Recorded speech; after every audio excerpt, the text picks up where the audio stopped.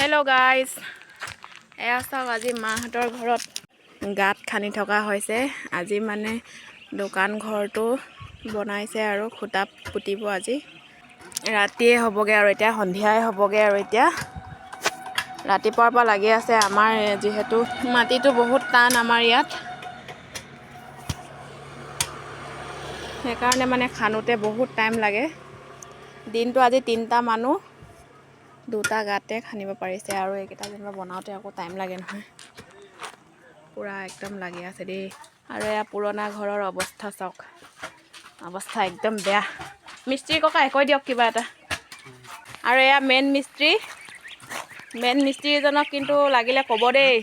আৰু এয়া হাঁহ, ৰাজহাঁহ পূৰা ৰদ কাটি আছে মিস্ত্ৰী ককাই। ঘৰটো আধা আধি হৈছে আৰু দোকানখন এতিয়া বনাই লৈছে। আৰু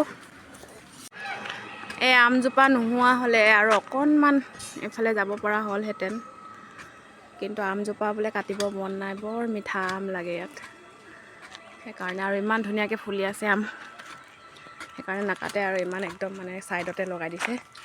আৰু এই আমাৰ মিস্ত্ৰী যোগালী ককাই নিজৰ ঘৰৰ মানুহকেইটা একদম যোগালী লাগি লৈছে, মানে পইচা বচাইছে দেই। পূৰা এয়া চাওক গাঁত খান্দি আছে। আৰু এতিয়া আমি চাই আছোঁ দেই, আমি দৰ্শক আৰু যেনিবা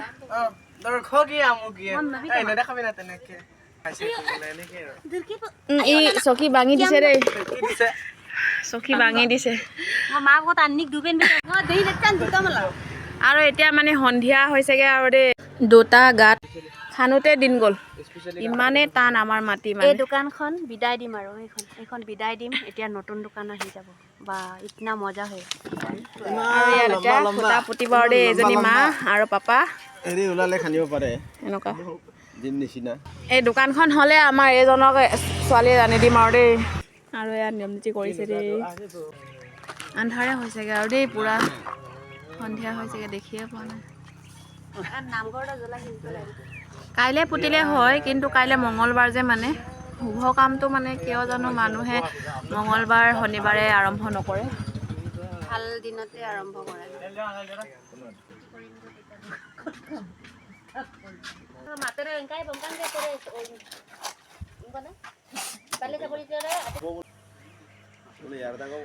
আমাৰ মানে লক্ষী আৰু মাইকী মানুহ লক্ষী যে, সেইকাৰণে ফাৰ্ষ্ট টাইম মানে লক্ষী আৰু মাইকী মানুহে।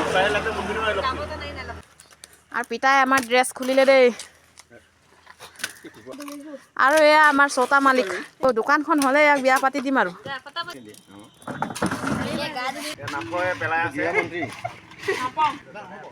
আৰু এয়া ৰিয়াঞ্চ নৰ দেই আমাৰ। আৰু এবাৰ হৈ যাব, আৰু এবাৰ হৈ গ'ল। মিস্ত্ৰী ককাই আৰু এয়া জালি বহাইছে দেই। ঘৰ পুতিছে, এটাই দিছে ন ৰসগোল্লা। এয়া আৰু উঠাইছে আৰু দেই এতিয়া।